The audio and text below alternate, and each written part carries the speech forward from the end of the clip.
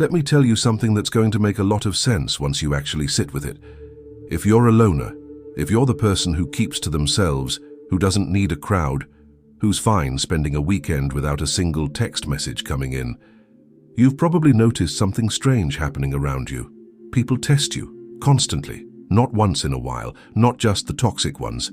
Everyone, co-workers, acquaintances, distant relatives, random people at parties you barely wanted to attend in the first place. They poke, they prod, they throw little comments at you just to see how you react. And if you've ever wondered why the hell that keeps happening to you specifically, sit tight, because we're about to break down the psychology of it. And by the end of this, you're going to understand exactly why you've become a walking test subject for half the people you meet. Here's the first thing you need to understand. People are wired to figure others out fast. It's survival instinct, plain and simple. When somebody meets a person who talks a lot, who overshares, who performs their whole personality within the first 5 minutes, there's nothing left to figure out. That person's an open book, no mystery, no test required. But when somebody meets you, quiet, composed, giving away nothing you don't want to give away, their brain doesn't know what to do with that. You're an unsolved puzzle standing right in front of them, and human beings hate unsolved puzzles. So what do? They start testing. They throw out little provocations, little jokes at your expense, little digs, little comments designed to get a reaction out of you because a reaction gives them data. It tells them what you're really like underneath that calm exterior. And if you don't react the way they expect, they push harder, because now it's become a challenge instead of just curiosity. This is where it gets uncomfortable, but I need you to hear it anyway. A lot of people, when they meet a loner, unconsciously interpret your calmness as a threat to their own ego. Think about it. Most people are constantly performing.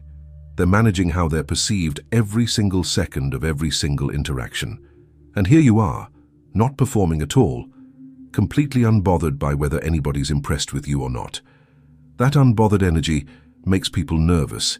It makes them wonder if you're judging them. It makes them wonder if you think you're better than them. So instead of just asking, instead of just being upfront, they test you. They say something slightly rude just to see if you'll flinch. They challenge something you said just to see if you'll back down or hold your ground. They make a joke at your expense in front of other people just to see how you handle public pressure. Every single one of those moments is a test, whether the person doing it even realizes it consciously or not. Now let's talk about why loners specifically get tested more than the average person. It comes down to unpredictability. When somebody is loud and expressive, everybody around them already knows the playbook. They know how that person is going to react to criticism, to jokes, to conflict, because that person has already shown their hand 100 times over. But a loner doesn't show their hand. You keep your reactions internal. You don't broadcast your emotions across your face the second something bothers you. And because people can't predict how you're going to respond, they feel this compulsive need to figure it out. And the only way they know how to figure it out is by pushing buttons and watching what happens. There's also something deeper going on here, something almost primal. Groups of people, whether it's a friend group, a workplace, a family, they operate on an unspoken hierarchy. Everybody's constantly, subconsciously trying to figure out where they stand compared to everyone else. And when a new person enters that group, especially a quiet, self-contained person who doesn't seem to need the group's approval, the existing members feel this urge to establish where that person fits into the pecking order. Testing is how they do it. If you laugh off their jabs and stay easygoing, they might decide you're friendly, approachable, safe to keep around. If you get visibly rattled, they might decide you're an easy target for more of the same. And if you shut it down immediately, calmly, without any drama, most of them back off completely, because now they know pushing you costs them more than it's worth. Let's get into something that's going to hit close to home for a lot of you watching this. Loners often carry an energy that reads as self-sufficient, self-contained, like they don't need anybody's validation to feel okay about themselves. And here's the ugly truth about how a lot of insecure people respond to that energy. They want to break it. Not because you did anything wrong, not because you deserve it, but because your self-sufficiency reminds them of everything they lack in themselves. Somebody who's constantly seeking approval, constantly needing to be liked, constantly performing for validation, looks at someone who genuinely doesn't need any of that and feels a strange kind of resentment. So they test you, hoping to find a crack, hoping to discover that underneath all that calm, you're just as insecure and needy as they are. And when they can't find that crack, when you stay steady, no matter what they throw at you, it either earns their respect or it turns into quiet resentment that lingers under the surface for a long time. There's another layer to this that most people never talk about, and it has to do with silence itself. Loners are comfortable with silence. Most people are not. Most people find silence unbearable, awkward, something that needs to be filled immediately with words, jokes, questions, anything to avoid that uncomfortable dead air. When you're in a room with people and you don't rush to fill every silence, some of them interpret that as judgment. They think you're sitting there analyzing them, forming opinions, staying quiet because you've already decided something negative about them. So what happens? They start testing you to break the silence, to get some kind of reaction, some kind of proof that you're paying attention to them, that you care about what they think, that their presence matters to you. Your silence, which was never meant as judgment in the first place, gets misread constantly, and that misreading fuels even more testing. Here's something that needs to be said plainly, because a lot of people who claim to be your friends or your family are going to hate hearing it. Testing someone repeatedly, pushing their buttons over and over just to see how they react, is not affection. It's not playful. It's a form of control, even when the person doing it doesn't consciously realize that's what they're doing. If somebody genuinely respects you, they don't need to keep probing for weaknesses. They don't need to keep throwing little jabs your way just to gauge your reaction. Respect doesn't require repeated testing. Only uncertainty does. Only the need to establish dominance or control does. So the next time somebody keeps poking at you, keeps making little digs disguised as jokes, keeps pushing to see if you'll snap, understand what's actually happening underneath the surface. That's not friendship being built. That's somebody trying to map out your weaknesses so they know exactly how much they can get away with.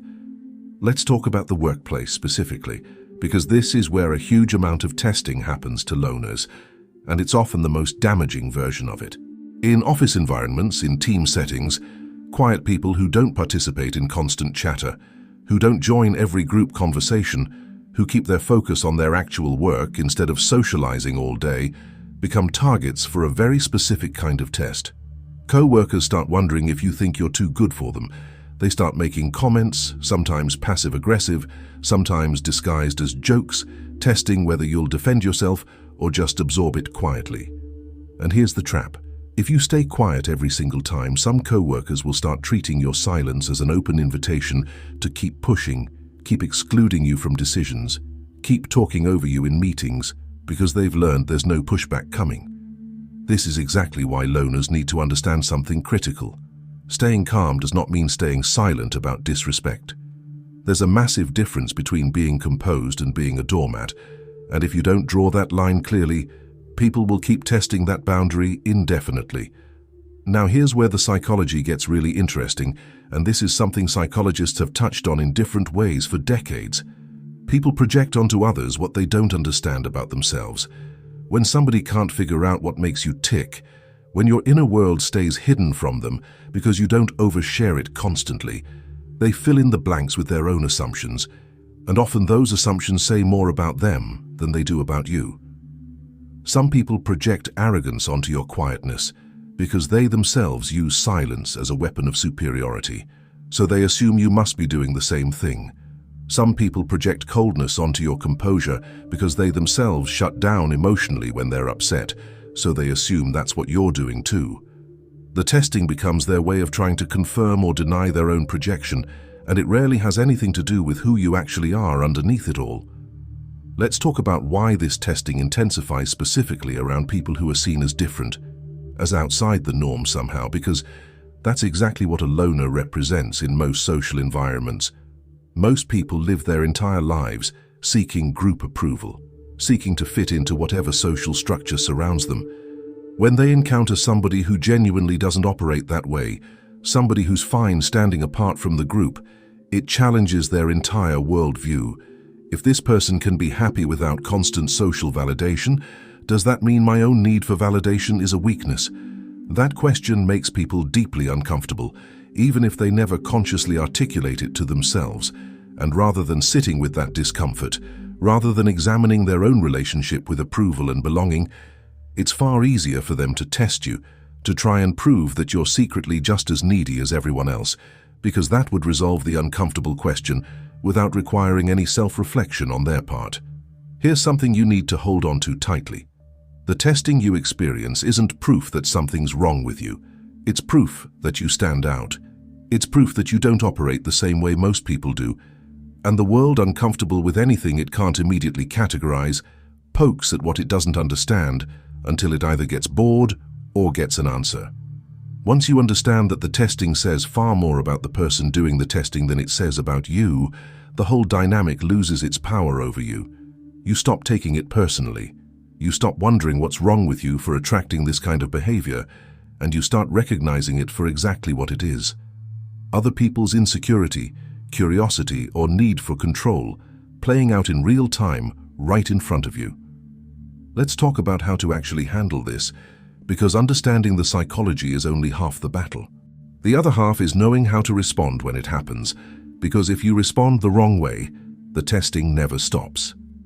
The absolute worst thing you can do is overreact, get visibly rattled, or start explaining yourself excessively. That signals exactly what testers are looking for. Proof that they've found a crack. Proof that pushing works. The second worst thing you can do is stay completely passive forever, absorbing every single jab without ever pushing back, because that signals the opposite extreme. Proof that you'll tolerate anything without consequence. The actual answer sits right in the middle. Stay calm, but set clear boundaries the moment something crosses a line. A steady, direct response. Something as simple as calling out the behavior plainly without drama ends most testing almost immediately, because most people testing you aren't looking for a fight. They're looking for information, and once you give them clear, confident information about where your limits are, the testing usually stops because there's nothing left to figure out. There's one more thing that needs to be said here, something a lot of loners don't hear often enough.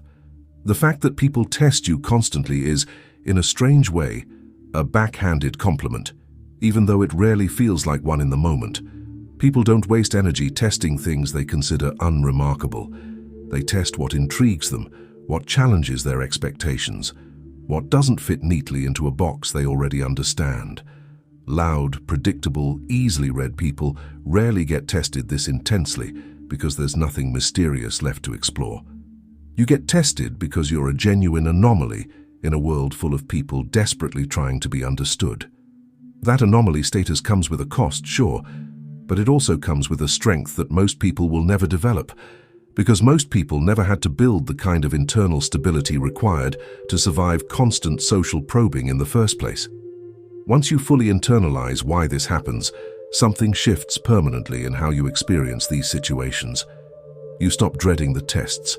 You stop feeling anxious walking into rooms, wondering what's going to be thrown at you this time. Instead, you start recognizing the pattern instantly, almost like watching a script play out that you've already read 100 times before. Somebody makes a probing comment, you register exactly what it is, and instead of reacting emotionally, you respond with the calm confidence of somebody who already understands the game being played. That shift alone changes how people treat you over time. The ones who are testing you out of insecurity either back off or start respecting you more, because you've proven you're not an easy target. The ones who are testing you out of genuine curiosity often become some of your closest allies once they realize the depth behind your quiet exterior. And the toxic ones, the ones testing you specifically to find a weakness they can exploit, eventually give up and move on to somebody easier because they've learned there's nothing to exploit here. Let's talk about one more piece of this puzzle, because it explains why the testing never fully stops no matter how many people you prove yourself to. Every time you enter a new environment, a new job, a new friend group, a new relationship, the testing starts over from scratch. It's not personal in the sense that people remember your track record from somewhere else. It's a fresh cycle every single time, because every new group of people has to run their own version of the same evaluation. This is exhausting if you don't understand it, because it can feel like you're constantly proving yourself over and over for the rest of your life. But once you understand, it's just how social evaluation works for anybody who doesn't broadcast themselves loudly on arrival. It stops feeling personal and starts feeling like a pattern you already know how to navigate. There's also a specific kind of testing that comes from people who actually like you, and it's worth separating this from the toxic version, because not every test is malicious. Sometimes people who are genuinely drawn to your calm energy test you in gentler ways, almost playfully, just trying to figure out how to get closer to you without overwhelming you. They might tease you a little, push back on something you said just to see if you'll engage, ask slightly personal questions to see how much you're willing to share. This kind of testing usually backs off quickly once you respond with even a small amount of openness, because it was never about finding weakness. It was about finding a way in. Learning to tell the difference between this kind of testing and the manipulative kind is a skill that gets sharper with time, and once you have it, you stop treating every single test as a threat, because some of them are actually invitations. If any part of this resonated with you, if you felt this exact pattern playing out in your own life without ever understanding why, drop a comment below and tell me about a time somebody tested you like this and how you handled it. I read every single one and I want to hear your story. If this video actually helped you make sense of something you've experienced your whole life, do me a favor and hit that like button, because it genuinely helps this channel reach more people who need to hear exactly this. Subscribe if you haven't already, and tap that notification bell too, because we're breaking down the real psychology behind being a loner in this world every single week, and you don't want to miss what's coming next. Share this with somebody who needs to hear it, somebody who's been made to feel like something's wrong with them for standing apart from the crowd, because chances are they've been dealing with this exact thing and never had the language to explain it until now. And if this hit home for you, go check out the other videos on this channel, because we've covered everything from why loners attract toxic people without realizing it, to why trust takes so much longer to build for people like us. And there's a lot more waiting for you that's going to make you feel seen in ways most content out there simply doesn't bother to explore. This channel exists for exactly one reason: to put language to the experience of being different in a world that constantly tries to make everybody the same, and to make sure you never have to feel alone in figuring out why the world treats you the way it does. Until next time, stay calm under pressure, stay firm in your boundaries, and remember that being tested constantly isn't a punishment. It's proof that you're something the world hasn't figured out how to categorize yet. And that more than anything else is exactly why you'll always come out on top.